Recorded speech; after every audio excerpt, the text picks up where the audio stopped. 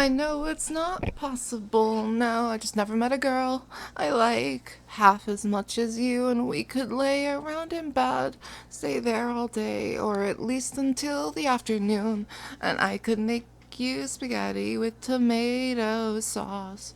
Just a touch of oregano and a parsley stem. And then when you got sick, I could take the day off work. I could have made you chicken soup. And we could watch soap operas, oh, those TV dramas. I could catch your cold and you could take care of me. If I could have met you at school or met you at work, it would have changed everything.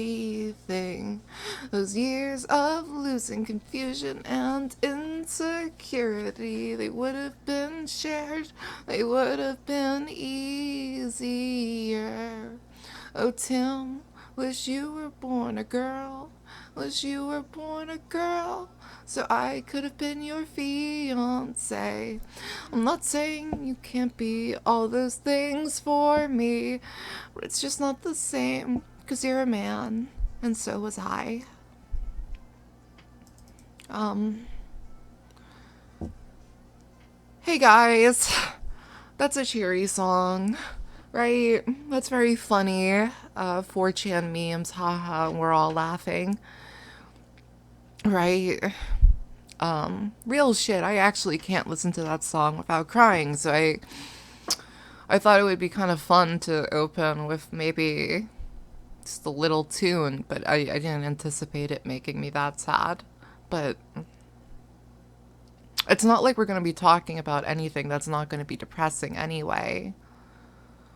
I just wanted to try to get some thoughts that have been buzzing around in my head lately out there into a more tangible form.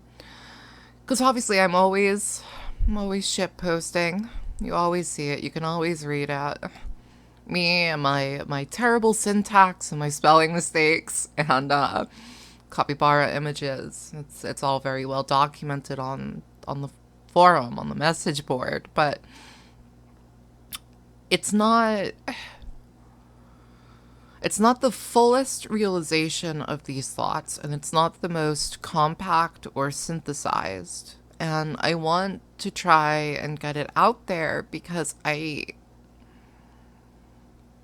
feel as though I have been put, without asking for it or having ever anticipated it happening, I feel as though I have been put into some semi-unique-ish position to comment on transitioning and just the position we find ourselves in, because it's damned fucking weird. It is an extremely alienating position. Trans people, when I say that, obviously, I know most of the audience is probably going to be trans women, but trans men, my boys, I'm reaching out to you too. We all felt this horrible existential crisis, typically speaking, very, very early in our lives, and always had this external dread weighing upon us, and this feeling of not being ourselves. This is othering. It's alienating. Other people, certainly, they experience things like an existential crisis.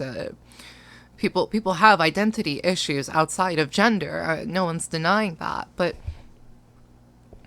the specific crisis of self and of faith that accompanies the feeling, not even necessarily the realization, because you don't realize it, you just constantly feel it. You don't realize the sensation of a skinned knee. You feel it. You feel the pain so acutely that you have to acknowledge it. It is not that you realize something was there. It's that the pain is an ever-present signal of wrongness. So I mean, we didn't realize that our bodies were wrong for our souls, that they were not fitting, that the shoe that is our body is a little too tight on our soul feet.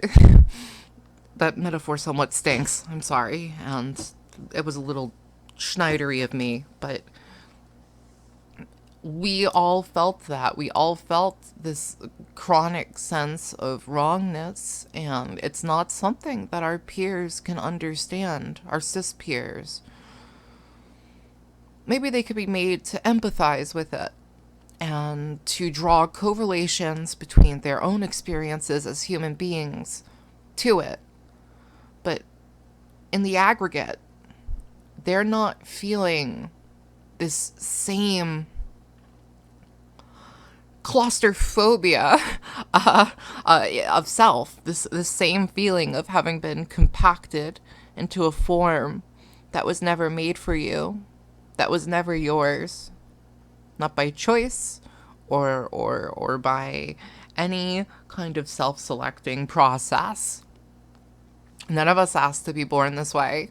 And while certainly there are people who for their own reasons may volunteer to transition, and while I can no longer bring myself to oppose them and their exercising of bodily autonomy, I have to leave them to the wayside just for now. And I'm sorry about that, gang. We'll get back to you. But I need to talk about my fellow dysphorics. Dysphoria is like... Dysphoria is like being trapped in a person suit from a very, very young age. It is like being forcibly put into a fleshy suit that you cannot recognize as you. And at best, when you look in the mirror and you see it, if you recognize it as you recognize it as a parody of you, as like a joke of what you could have been and who you are inside. Not because of anything so petty as like, boy, I wish I was pretty or handsome, right? It's not that. It might express itself that way at times. God knows when I was a sad, obese, young lad, young dysphoric, I don't have, I suppose, many qualms about saying boy at the time. But when I was this fat child, I know sometimes I expressed it that way to myself too. Just wanting to be better, pretty, wanted. But it's not, that is not bedrock. That is not the bedrock of the dysphoric experience. The bedrock, the actual source of those feelings of wishing to be beautiful and wanted stem from an internal feeling of not feeling existent at all. Of course, you want to feel like something that is worth noticing and that people want to have around. You don't want yourself around. You can't look at yourself or touch yourself without this horrible creeping revulsion at your own flesh that tells you that this should not be, that on some fundamental level, your body is not you. And we are our bodies. Fundamentally, our souls are generated by our material, fleshy beings. We are the electricity born from the meat. But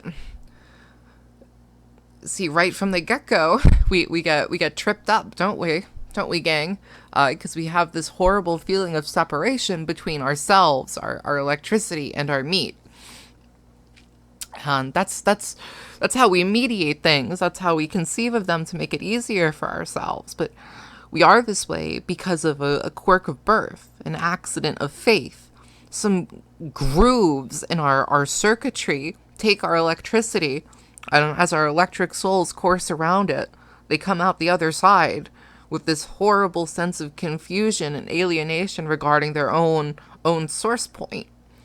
Now, I know somebody out there who's transphobic and maybe found their way here is probably thinking something like, well, Wheel, you dumb fucking bitch. Doesn't that just mean you need to get more comfortable with your body? And it's like, to an extent, you are correct. But the part that trans people need to be comfortable with is their brain that is driving them this way, that has made them this way, and that will not stop.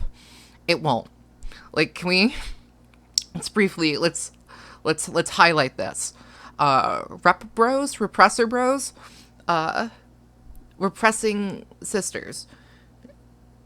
It doesn't fucking work. When I say that, I don't mean that you can't repress until you die. You probably can.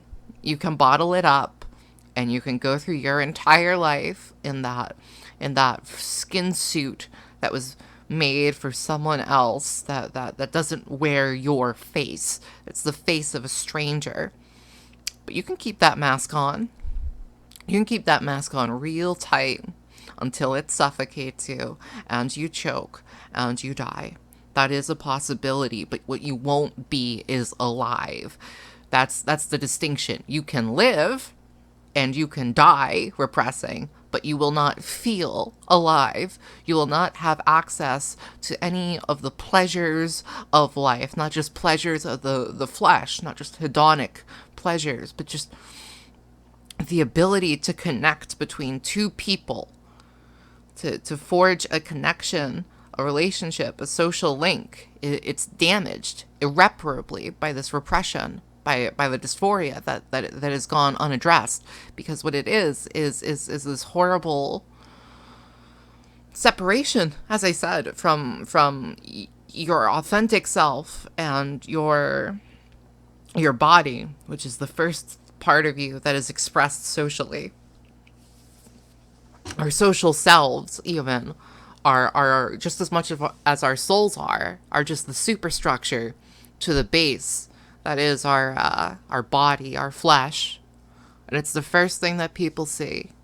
And if you're not changing your body to more accurately match your spirit, you are forever wearing the clown suit of repression and dysphoria. And there will always be a distance between you and others. And that distance is the repression. It's the wall that you have to build up because you are not accepting your body. I know you probably say that. Like, we have all seen that meme, right? That classic meme where they go, want to be a girl, want to be a woman, realize technology is not there yet, repress healthily. Why aren't you doing this? Right? We've all read that one. Insane. Non-functional. Gobbledygook. Because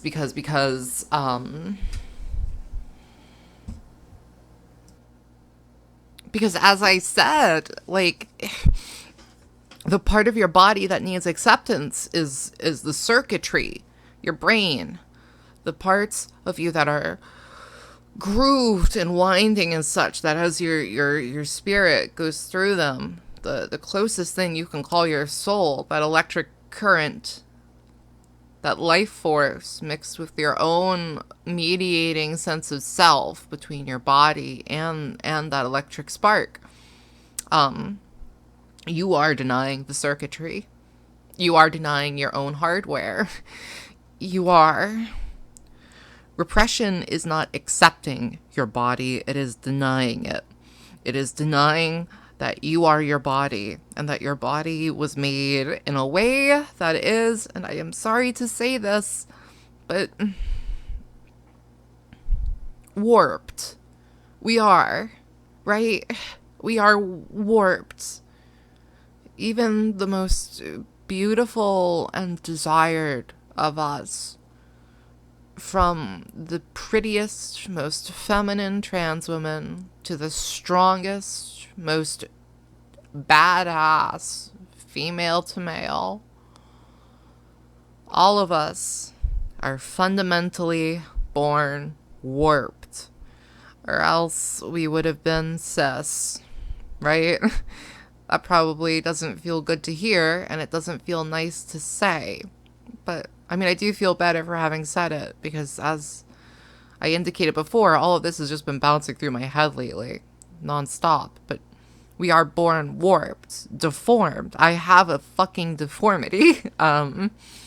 people don't see it when I'm outside. And by virtue of passing socially, I am not made to consistently reveal my deformity, and people look at me and they might think that I'm like a pretty young woman, or let's cut the vanity out of that even. Let's just say that's a young woman. The last thing that they think to themselves is that she probably has some horrible disfigurement on her genitals. Like, I know that's a bit more of a mouthful than a penis. I know that's a bit more of a mouthful than saying a penis. Holy fucking hell. But it is more accurate. It's a deformity, is what it is. I am disfigured. My body is disfigured. Not just with the genitals, but, neurologically. That's where the dysphoria comes in. The pain, the anxiety, the existential crisis, the separation, the sense of non-being. But it doesn't just stop there, I think, on the neurological level, right? I'm autistic. Are you? I think a lot of us are. I think a lot of us have comorbid conditions. I don't say this for reasons of pity. I don't want to be pitied. I don't think you do either, right? What I'm trying to express are painful truths that I think might hurt us to hear. But after we're done crying a little, maybe, it might feel a bit better. It might feel better to get it out there. And then to know that we all are on the same page, written in our own blood.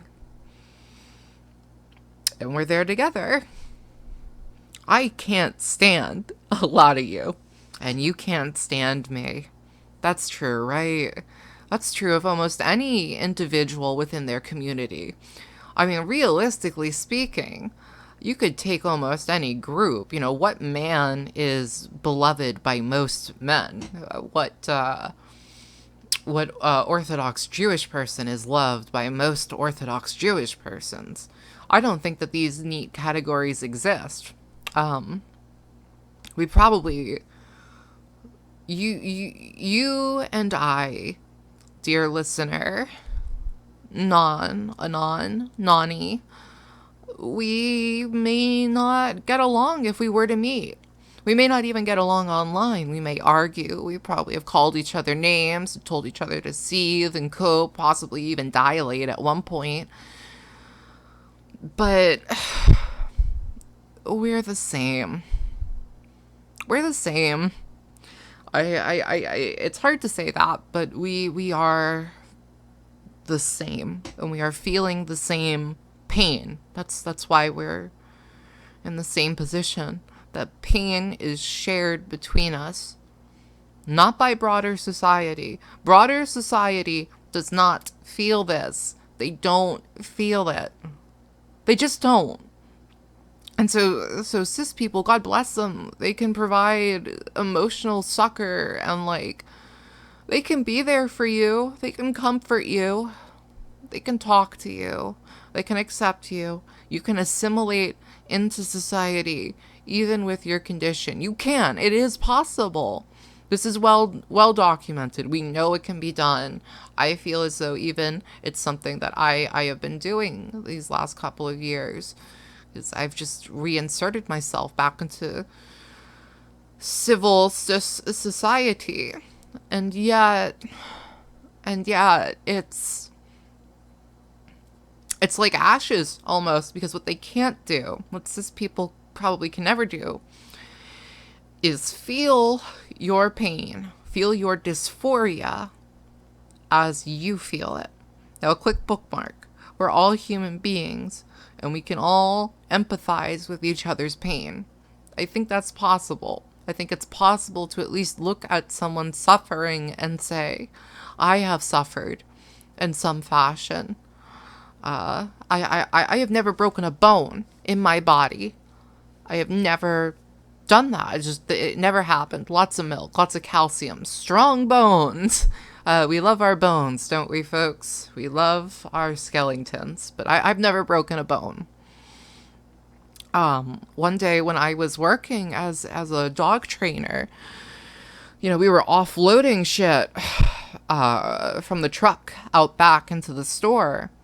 And there's the moving guys who do a lot of that stuff, and he's got the what do you call it, the pile jack, the power jack, that the thing that you drive around in a warehouse, kinda, that has a forklift, like a picture of forklift, but it's mini, maybe like go-kart sized, and it's just for moving pallets around, right? He's unloading shit. I don't remember how it happened. Probably blocked a lot of it out. But that fucking power jack, the forklift, whatever, it hit that poor fucker on his head. His head was fucking... This man was hit with a heavy piece of metal machinery, and like a baby, like an infant, he curled up on the ground and was crying. And he was a grown man. It was a grown man crying because his skull had broken. And we called the cops. We got him water, and I panicked. Honestly, I panicked. Maybe you might have thought of me as someone made of sterner stuff, because I like to think of myself that way too. But I saw this man in pain, and I've never broken a bone, but I to be reduced to that state, to feel that much pain, I can in the abstract, I can feel it abstractly. And I can shed tears for that man.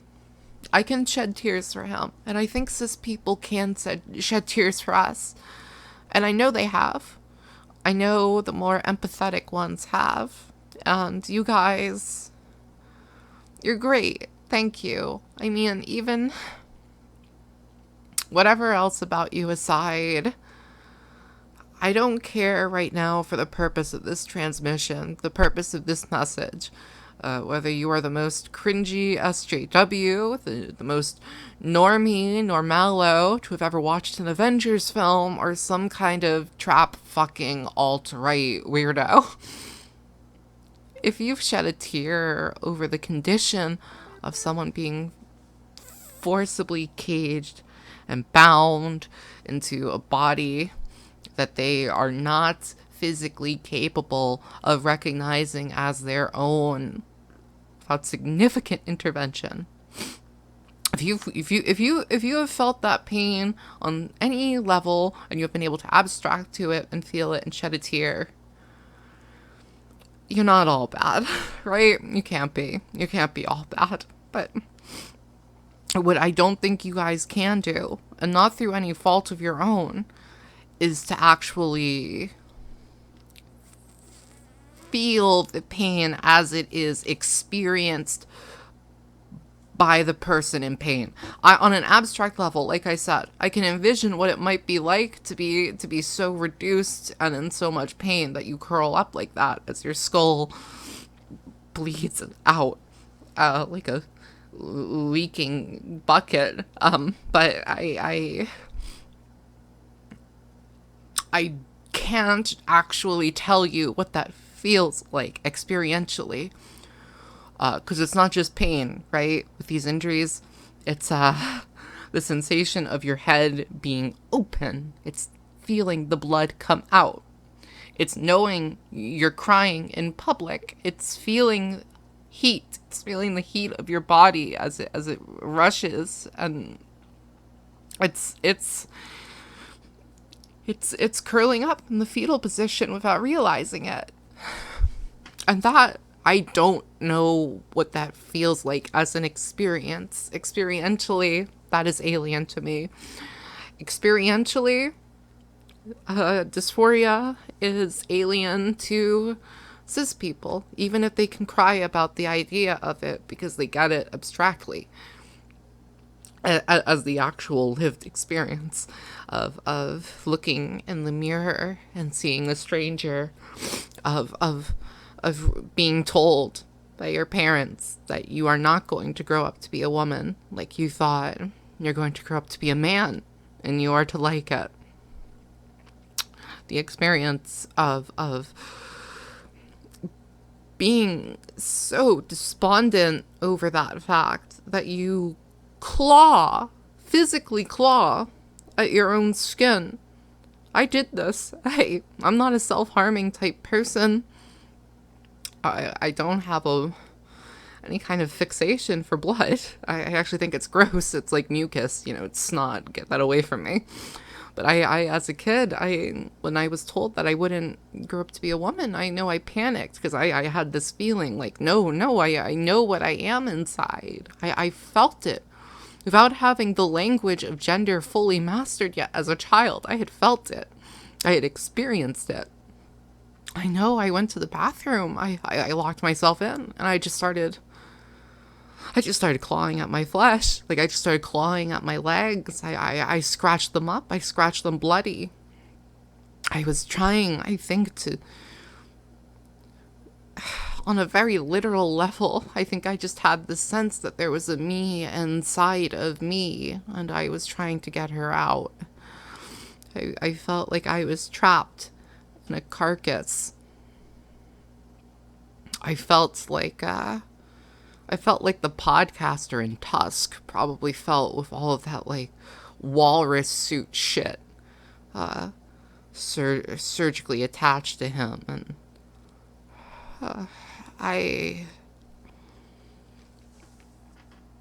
it hurt. It hurts. And it hurts on a spiritual level. That cis people, God bless them, God love them, and I love you guys too, but you don't know what that experience is like. But you know who does? You know who does know what that experience feels like? Other trans people. Even if they are, like, cringy as hell and you don't like them, whether they're like the most cringy SJW, the most normie normallo to have ever watched a Marvel movie, or some kind of trap fucking alt-right weirdo. The other trans people, typically speaking, they have felt that. Other dysphoric people, they've felt the pain. They've been there. They've had their skulls cracked open, and they've lied on the floor in the fetal position, crying and watching their blood merge with their tears. They know. On the same way that that person who was hurt that way would be unable to fully express the trauma of it to someone who has not experienced as traumatic a workplace injury that hurts you so. In the same way he cannot fully express himself to someone who does not know the experience without the words. He can't share this experience to others because they only know it through abstraction, through words, through language. It has been communicated to them, and using the puzzle pieces of language, the little jigsaw puzzle pieces of words that they are given to them. Even this podcast, I think, would be in the vein of that. They're just trying to reassemble it into something that they can understand. And that's right. That's a human thing to do. That's how we process information. But they don't have the box, shall we say, of the puzzle set. They don't have the box. They don't know what they're trying to build out of it. We have the box. We have the box from the day we are born, and we know this thing, this feeling. There's a poverty of language for all of this, and people crack down. People crack down and they crack up at some of the sillier terms that get used in the community. And some of them do sound pretty fucking silly. I'm not gonna lie. They're not necessarily my first choice. I don't know if, It doesn't matter. We're not going to do some whole ridiculous Auntie Tim Blair White shit. We're not doing that. We're just not. How about this?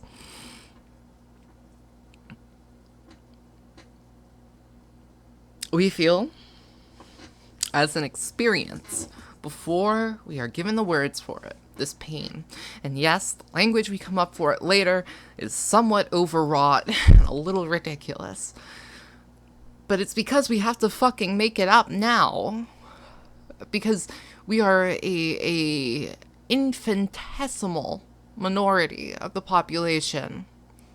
We barely exist.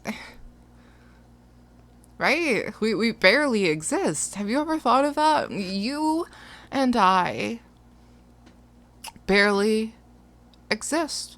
Throughout history, there's always been trans people in every culture, every time period. You can always track this shit down. You can always find some kind of gender nonconforming role or third sex or fourth or fifth even, I think, in some cultures.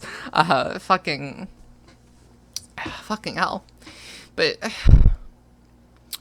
and you can even find like Scythian shamans who would take like licorice root for its anti-androgenic effects. The Scythian poison, I think Herodotus called it.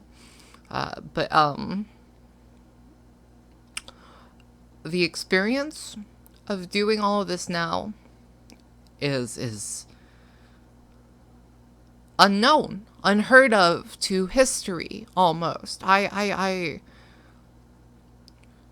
We are all transcending a human condition in a way that has never been done. You know? It's a very small thing. We need each other in a way that other minority groups do and they don't. Because what we're experiencing isn't just a social oppression, right? There is a social oppression. But then there is also the pain that comes from inside our own bodies. And there is, besides that psychic pain, there is also,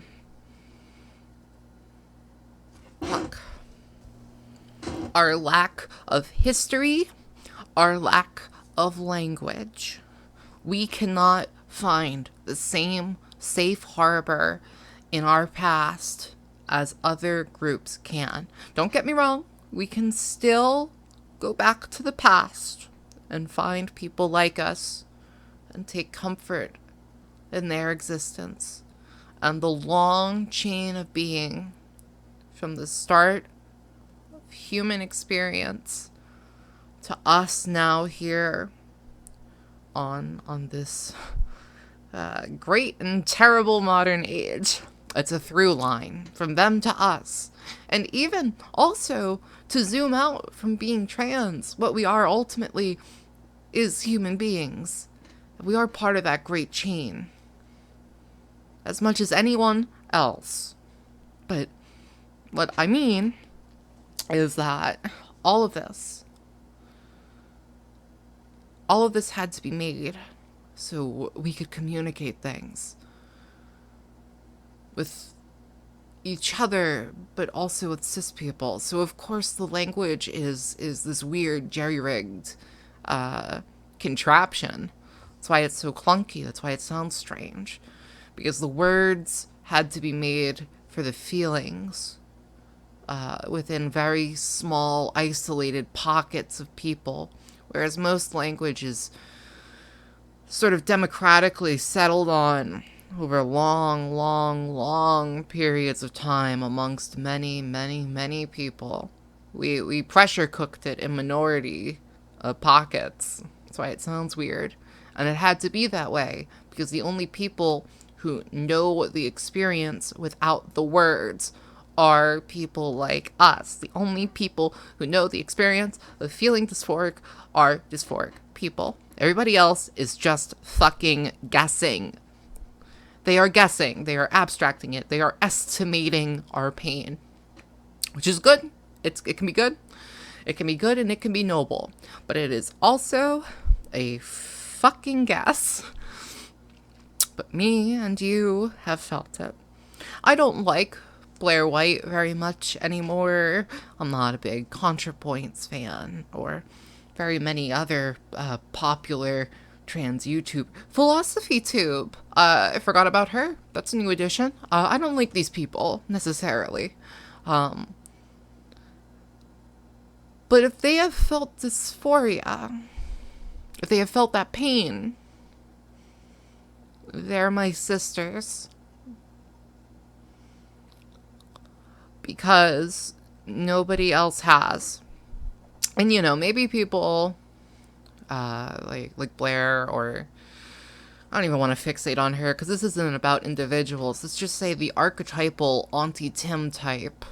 The person who kisses cis boots, who licks it. Just, yummy, I love boots. Thank you, mistress.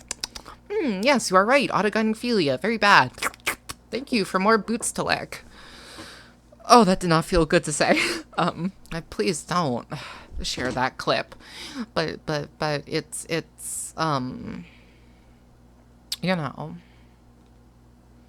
these people are seeking the affirmations and the validations of cis people.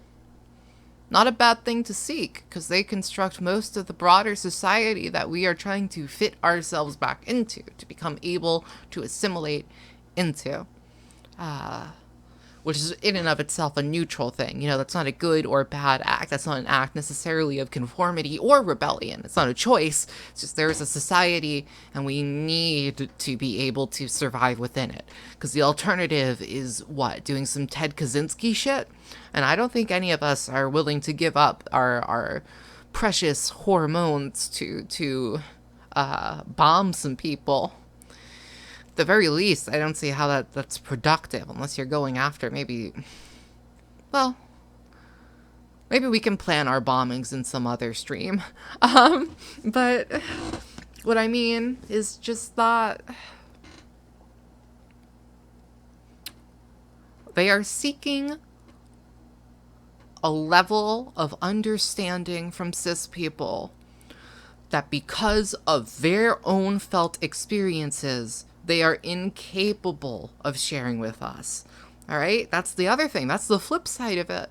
Just as they have never experienced being dysphoric, being trans, we have never experienced being normal, being cis. We never have. Oh, sure, we might get close. I would say these days I tend to pass quite well, and I look in the mirror and I say, well, that's basically a woman, and I go outside and I am treated as such. But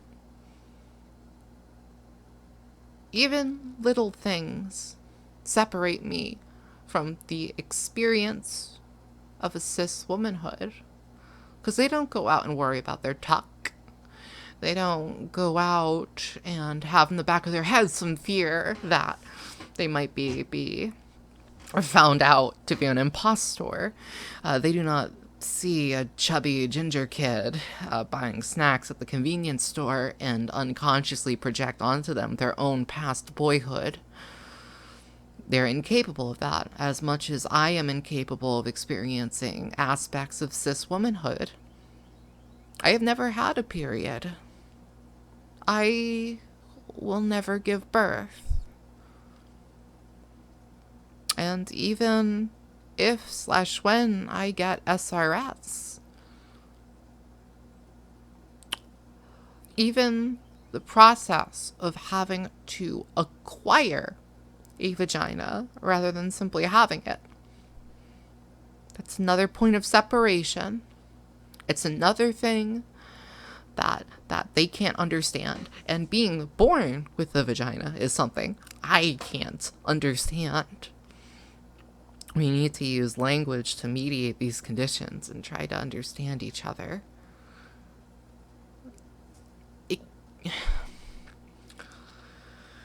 But you realize we could have been born as anyone, right? I've been saying this a lot lately. And it is the crux of a lot of thoughts I've been having. We could have been born as anyone. The Hun could have been born as the passer. The passer could have been the Hun. And we could have all been cis women. We could have all been cis men, even. And there is a sadness with that, isn't there?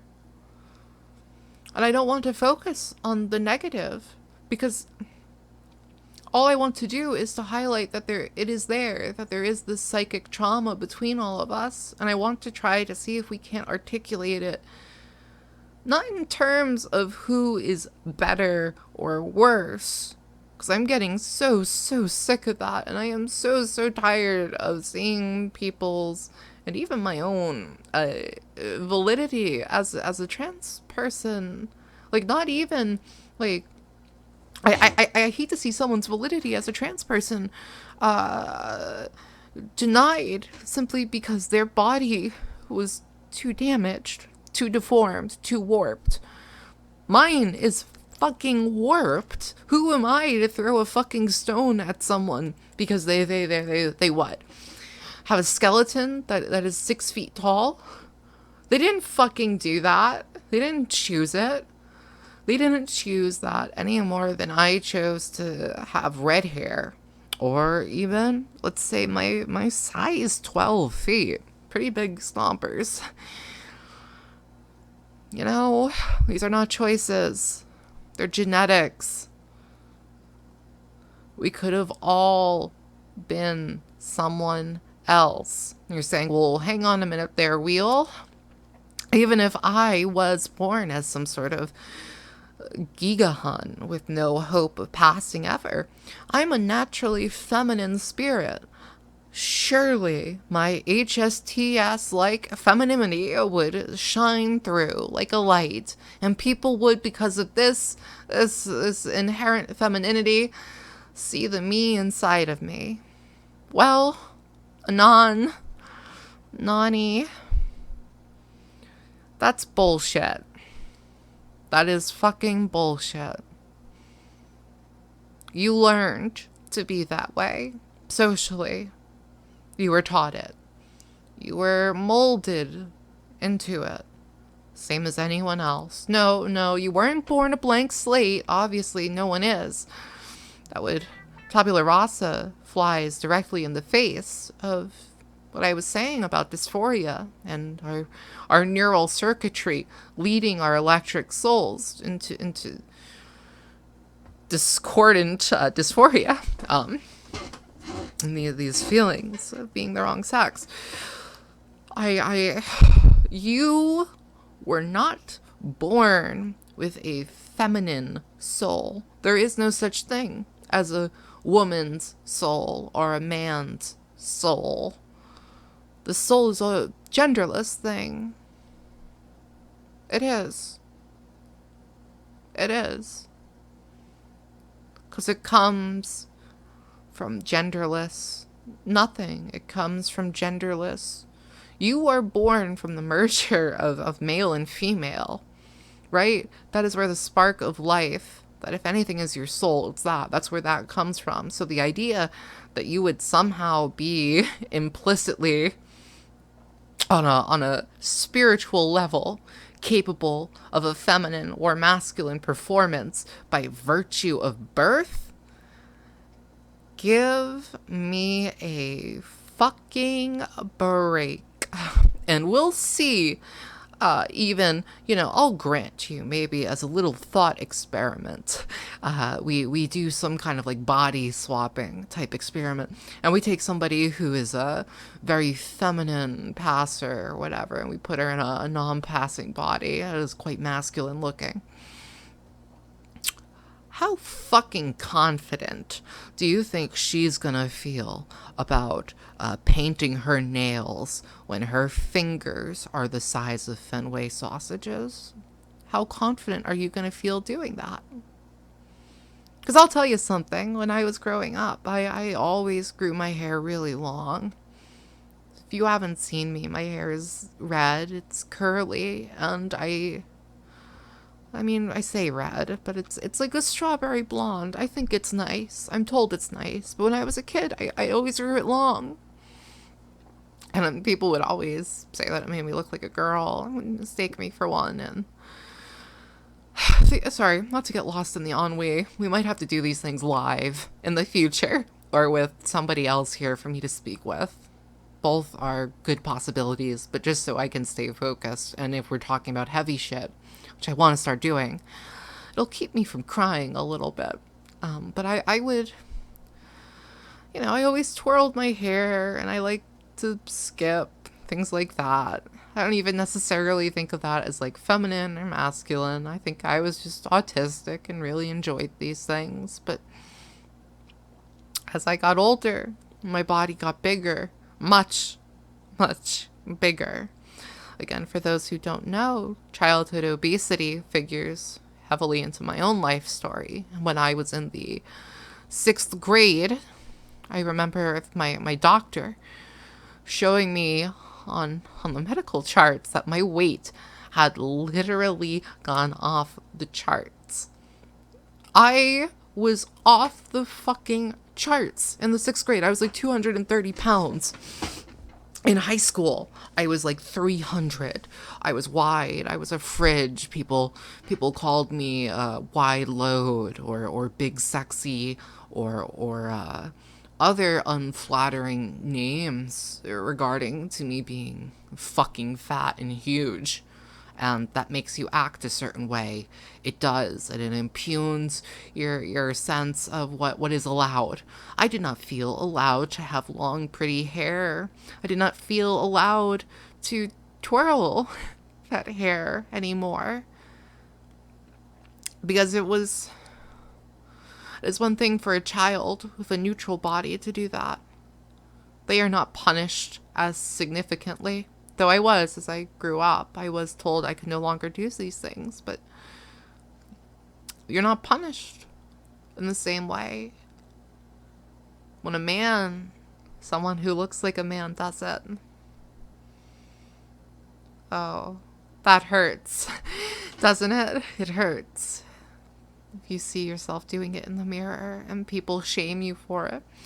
So if you're thinking that you're some kind of, I don't know, based, innately feminine, HSTS soul, and wheel all your bullshit, all this spiritual mumbo jumbo is hogwash. Because if I was born in a non-passing body, my feminine spirit and performance and soul and all these things would shine through.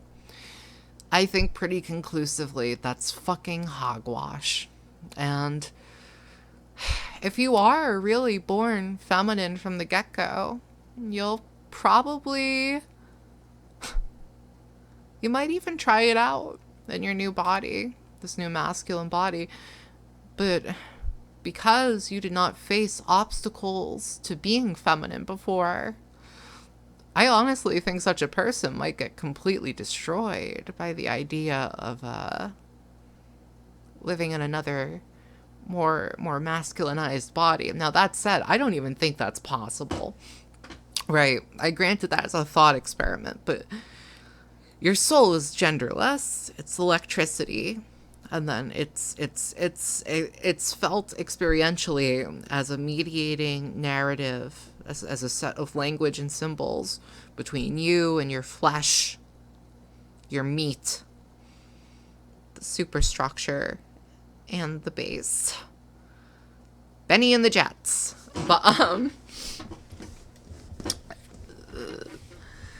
you can't body swap because of that, because you are your body. And if we were to put your electricity into somebody else's body, your electricity would run along their circuitry. You would just churn out the same performance. You would register it as you, as yourself. You would experience this as you and as choices you are making. But because the circuitry is different, you are different. And we already know this is a fucking fact because people have had their brains fucked with before. And it changes them. Brain injuries, lobotomies, fucking trepanning, trepanning. I don't know how you're supposed to say that, but it's you know,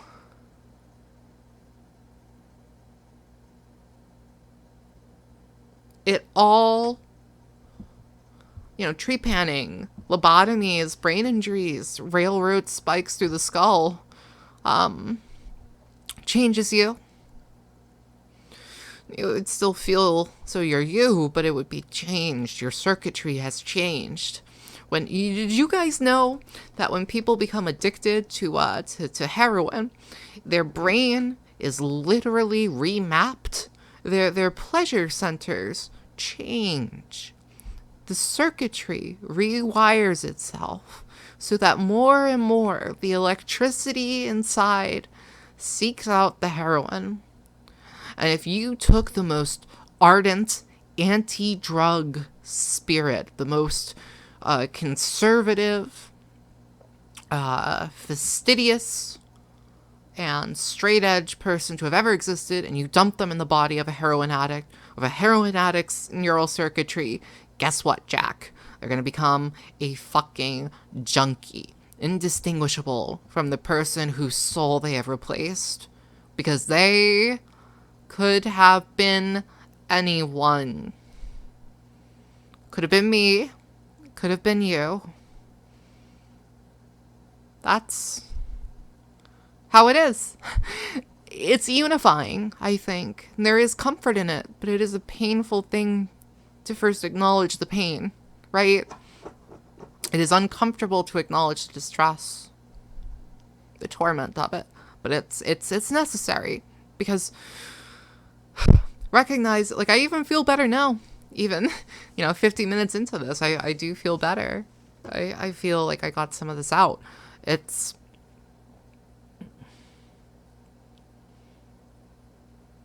once you have the pain expressed, and when it's known and targeted and the experience has been captured and shared with other people who can understand it, talking about you folks, cis people, do your best. Trans people, you already know what I'm talking about, I think implicitly. That helps. I feel better. This is a thing we all need to keep in mind, I think. If there is a trans community, and, communities only exist insofar as they can service themselves and look out for themselves. So if there is a trans community, what we have to base that on is a sense of empathy and love as best as we can. And I know that's an awfully rich thing for me to say when I have been rude before. I have been a bully. I have been cruel. But I'm trying to be better than that. And I have been trying for a little while, and I think we can all try, but it's not about trying to be a better person because of some abstract notion of what is moral and what isn't. It's about trying to be a more legible person, a person who is more easily understood by others like us. I want you to understand me, and I want to be able to understand you. And if we all have a mutual understanding of our pain as a community, and we can unite behind the abrogating of that pain, making it go away or dulling it, erasing it, soothing it, sharing it, knowing it, destroying it, that's worthwhile. That's what we're for. And I think that part of the reason I felt such distance from the trans community before, even as I lived in the thick of it in Seattle, was because I did not feel as though the purpose of it was to share pain. I felt like we were ignoring it. I don't want to wallow in misery. And if all we do is talk about the pain, that's wallowing in misery. But if we're taking it and we use it to be constructively united, I think that's something. I hope this doesn't sound crazy. I hope this doesn't sound wrong. I've gone through some experiences recently. Like, when I was this 320-pound man, I never thought I would be here, looking like this. When I left for Seattle, I never imagined I would wind up going back to my hometown, where I would be stealth. Like, this is a strange experience, and it means that all I can do is think about it. And there's not a lot of trans people out here. So it's a limited opportunity to express these thoughts, this pain to others. So I'm going to try to transmit it.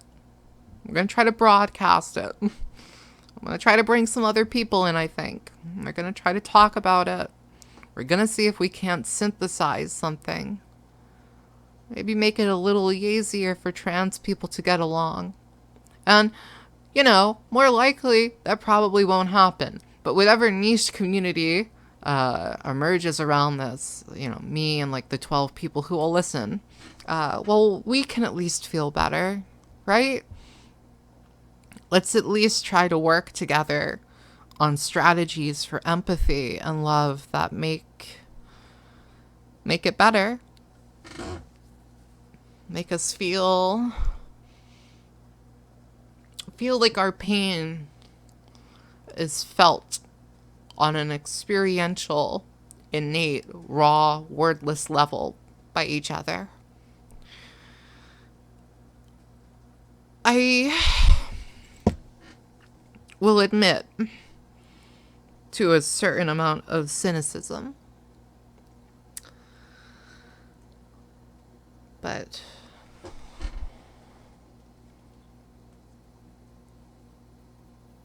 and you know,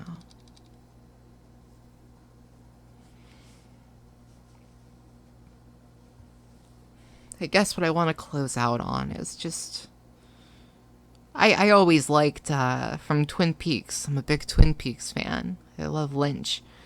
Albert Rosenfeld, you know, always one of my favorites, and I always thought he was quite relatable. I always liked this quote. We're gonna close out on this. I will say before I go, I would like it if you guys could comment or, you know, subscribe too. You know, that'd be nice. I don't want to sound beggy or desperate, but I would like to, you know, let's grow this a little bit and let's see if we can share it.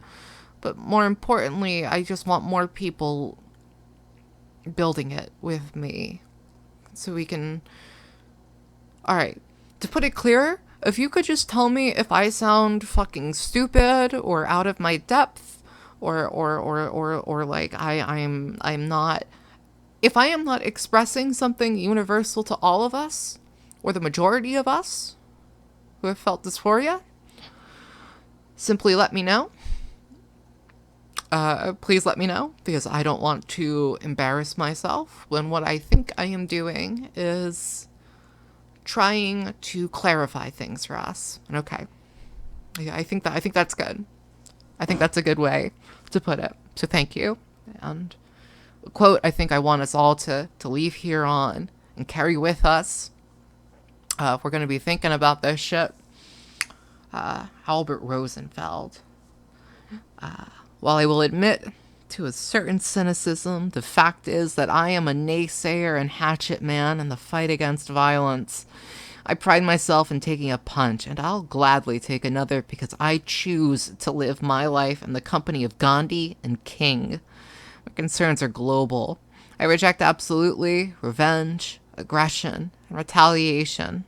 The foundation of such a method is love. I love you, Anon.